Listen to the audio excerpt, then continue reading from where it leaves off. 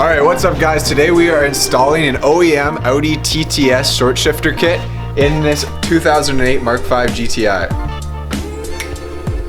Alright. Okay, so to get better access to the short shifter, the first thing we're going to need to do is take off this intake. Now this is a new speed intake, not the stock one, so it's going to look a little bit different, but it's the same concept. So the first thing we're going to need to do is unattach this MAF sensor.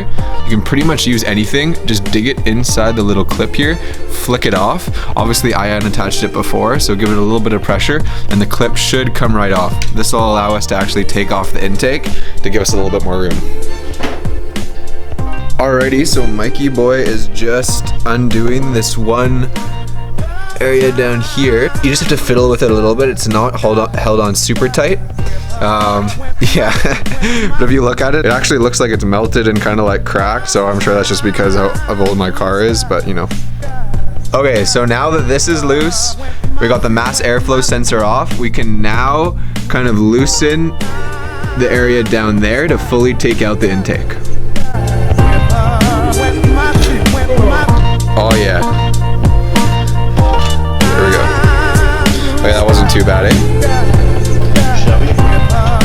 Okay, now that the intake is off, you can see that there's way easier access to the shifter. If I just come around here, that's what we're trying to access down at the bottom there, if you can see that. Some people take off the battery as well. We'll see how far we get. We may take that off, but we're not sure yet.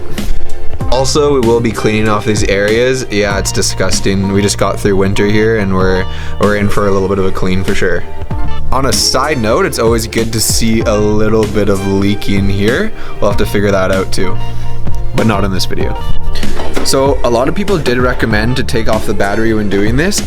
I'm sure it would help a lot. We're gonna give it a go and see if we can do it without removing the battery. Yeah, it is underneath it, but it still looks like we're gonna be able to access it just fine. I'm looking for my extension because I can't find it. I can't find it. I can't find my extension. Can't do it. Okay, so now that there's actually a big enough area for us to work, you're gonna get a 13mm socket with a pretty long extension, long enough that you can kind of easily access that area. We used a shorter one at first and it kept banging up against here. You don't want that, so yeah, get one that's long enough, and then you're essentially just going to loosen the bolt that's on top of the shifter. Yeah, so that's what we're doing right now.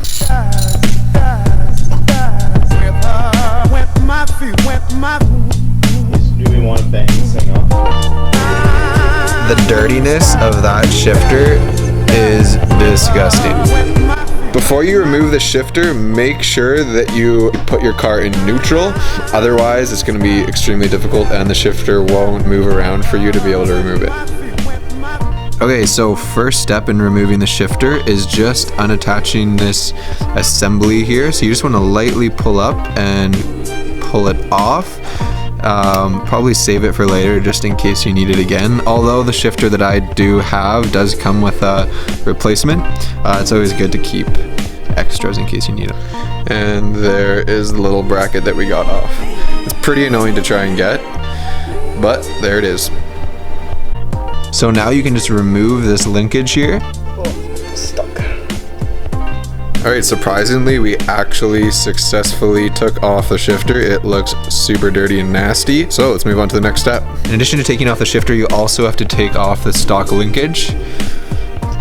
And all you do is you pull back on the upper portion and it should just release itself. Oh yeah. Oh, that's what we like to see. Right, so all you have to do with this one is just slide it back here. This one's a little bit old. It was a lot easier on the new one. The springs are pretty worn out on this. But you just slide it back and then slide it over. Once it's all slid in, it should go right to the end. You just close it and it locks in place. Okay, so we put in the new shifter. It was pretty straightforward. You literally just plopped it in there. And we also took off the little bracket that went on top of the shifter linkage, and this is, by the way, the brand new shifter linkage from the Audi TT-S. So we are gonna place it on top, the little bracket on top of the shifter bushing here. There we go. Swag. There we go. We got it.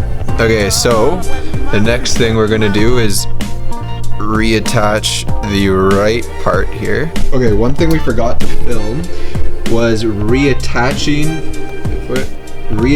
the shifter linkage back to this area back here. So the linkage that comes with the new shifter kit goes all the way to here, and then you have to reattach it at this section right there. Okay, so now that we've reattached the whole assembly of the new short shifter, we're gonna go and actually row through the gears before we've done the shifter alignment, just to make sure that we can actually go through all 6 gears, because a lot of the times when you do this,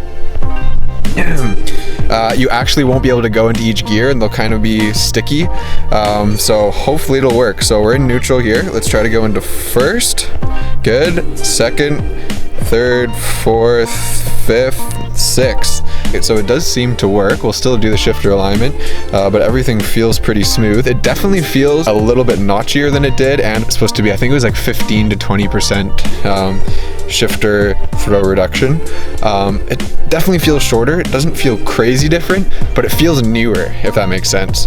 Yeah, so let's move on to the next part. Right, so the first thing to do when you're doing your shifter alignment is to take off the boot of the shifter here. I've done it a bunch of times from when I installed this Black Force Industries short shifter, or is it the shifter knob, sorry.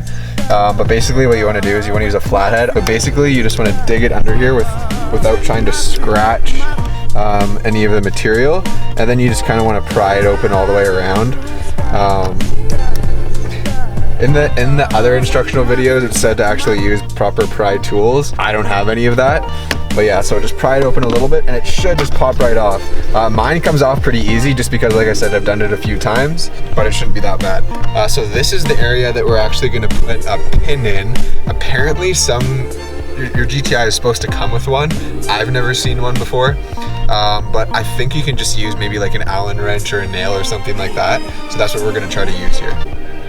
Okay, so what we ended up using was a screw here. Like I said, because we don't have the proper tool that goes in there, this should work, and this will help keep the shifter aligned in the proper position while we do the alignment. For your shifter adjustment, if you come over here, to show you what's going on. So you already have this piece. I just took it out, but you have it stuck into your shifter beside your seat, and all you need to do is you're gonna loosen these guys, pull them up, and then twist them to the left, and it kind of just locks them in place.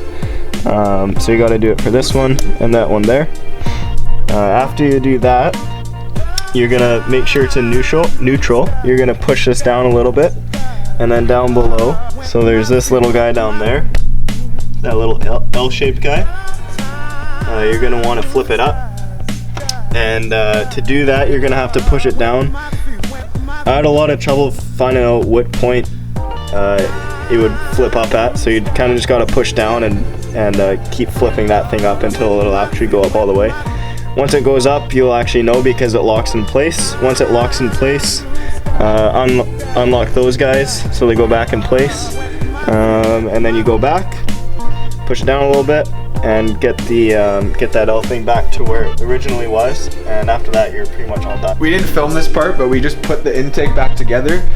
We attached this area right here pretty easy. The map sensor just clicked back on once we were able to kind of squeeze in the intake into the tubing in the back there.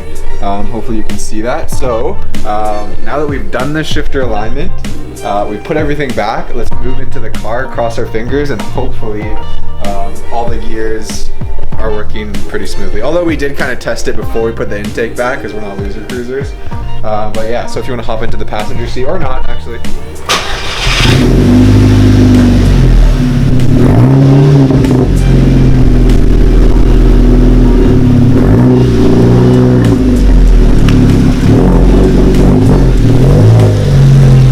Okay, so now that we have the short shifter installed in the car, and remember it's an Audi TT-S OEM short shifter, so nothing here is actually aftermarket.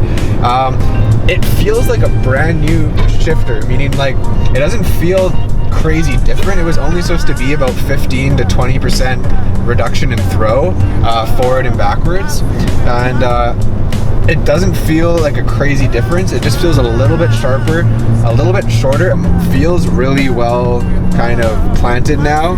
And yeah, I would definitely say I paid about $70 Canadian for this setup. So it's definitely on the budget side of shifters, but it worked pretty well, and I would definitely recommend you guys picking one of these up. I got it from ECS Tuning.